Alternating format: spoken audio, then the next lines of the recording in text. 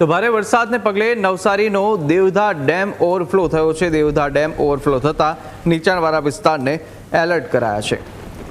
તો ગણદેવીના કાંઠા વિસ્તારના 16થી વધુ ગામોને એલર્ટ કરવામાં આવ્યા। નદી કિનારે ન જવા માટે તંત્ર દ્વારા અપીલ કરવામાં આવી છે। તો ડાંગના સાપુતારા અને વઘઈ તાલુકામાં પણ વરસાદના કારણે નદીમાં પાણીની આવક નોંધાઈ છે। ગત મોડી રાતથી નવસારી જિલ્લા તેમજ ઉપરવાસમાં પડી રહેલા વરસાદને પગલે જિલ્લાની લોકમાતાઓ બંને કાંઠે વહેતી થઈ છે।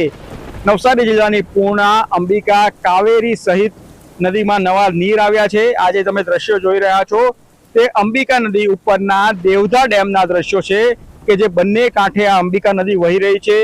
ખાસ કરીને આ દેવધા ડેમ છે કે જ્યાંથી બિલીમોરા અને ગણદેવી શહેરને વર્ષ દરમિયાન પીવાનું પાણી મળે છે। તે ડેમ ઓવરફ્લો થઈ રહ્યો છે। ડેમની ઉપરથી પાણી વહી રહ્યું છે। ખાસ કરીને આના પગલે જે કાંઠા વિસ્તારના ગામડાઓ છે તેને એલર્ટ કરવામાં આવ્યા છે।